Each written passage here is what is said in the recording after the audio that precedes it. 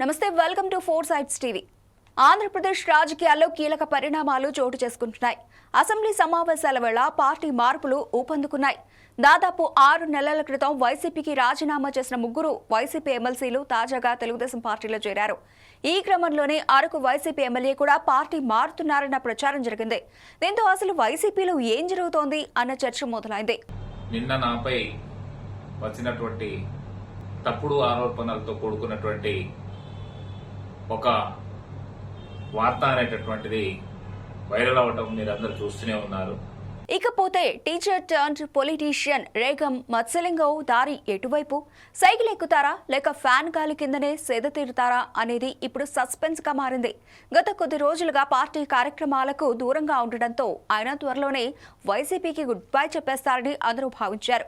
ఇటీవల అరకులో చంద్రబాబు పర్యటించిన సందర్భంలోనూ ఆ టూర్ను అడ్డుకునేందుకు ఆయన ఎక్కడా కనిపించలేదు.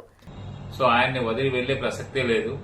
ఒకప్పుడు ఆయన దగ్గర వదిలి వెళ్లేటటువంటి పరిస్థితి వస్తే నేను రాజకీయాల నుంచే తప్పుకుంటానేమో తప్ప పార్టీలు మారే ప్రసక్తే లేదని. మెడికల్ కాలేజీల ఇష్యూతో పాటు అనేక కార్యక్రమాలతో YSR Congress party full active గా కనిపిస్తోంది.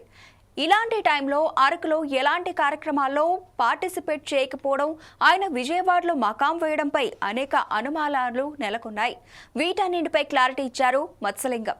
తన కట్టె కాలే వరకు వైసీపీ అధినేత జగన్ వెంటే ఉంటానని తేల్చి చెప్పారు. తనపై జరుగుతున్న తప్పుడు ప్రచారాన్ని ఆయన ఖండించారు. కట్టె కాలే వరకు కూడా నేను జగనన్నతోటే నా ప్రయాణం అని చెప్పేసి కూడా మీకు తెలియజేస్తున్నాను. మరోవైపు అరకు వ్యాలీ మీద పట్టు పెంచుకునేందుకు కూటమి నేతలు తీవ్రంగా ప్రయత్నిస్తున్నారు. ఉత్తరాంధ్రలో వైసీపీ 2 సీట్లలో విజయం సాధించింది. అది అరకు, పాడేరు. ఇప్పుడు ఏజెన్సీ ప్రాంతాల్లో పట్టు నిలుపుకునేందుకు తెగ ఆరాట పడుతోంది. డోలీ కష్టాలు తీర్చేందుకు డిప్యూటీ సీఎం పవన్ కళ్యాణ్ స్వయంగా ఏజెన్సీ ప్రాంతాల్లో పర్యటించి ఆయా గూడేలకు రోడ్డు కనెక్టివిటీ వేయించారు. ఇప్పుడు ప్రజలు దూర ప్రాంతాలకు వెళ్లాలంటే కొండలు, కోనలు, వాగులు క్రాస్ చేయాల్సిన పనిలేదు. దర్జాగా రోడ్డుపై వెళ్లొచ్చు.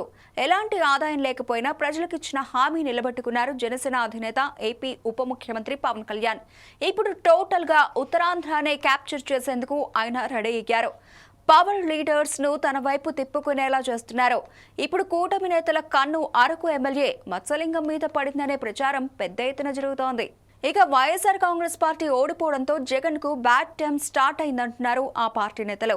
ఆ పార్టీ నుంచి గెలిచిన 11 మంది ఎమ్మెల్యేలను కాపాడుకోవడం కష్టంగా మారింది. కలిసి పోరాటం చేద్దాం, మళ్లీ ప్రజల అభిమానంతో తిరిగి అధికారంలోకి వస్తామని చెబుతున్నారు. కేసులు, అరెస్టులకు భయపడొద్దని అంటున్నారు. కానీ ఎవరికి ఉండే టెన్షన్స్ వాళ్లకుంటాయి. కూటమి ప్రభుత్వం అధికారంలోకి వచ్చాక వైసీపీకి చెందిన పలువురు నేతలు కేసులు, జైళ్ల చుట్టూ తిరగడమే సరిపోయింది. ప్రభుత్వానికి వ్యతిరేకంగా వైసీపీ చేసే ప్రతి యాక్టివిటీని తమకు అనుకూలంగా మార్చుకోవాలని ఆరాటపడుతున్నారు బాబు, పవన్.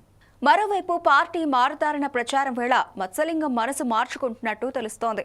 తాను జగన్మోహన్ రెడ్డి నాయకత్వంలోనే పని చేయనున్నట్లు తెలిపారు. తనపై తప్పుడు ప్రచారం జరుగుతోందని తీవ్రస్థాయిలో మండిపడ్డారు మత్స్యలింగం.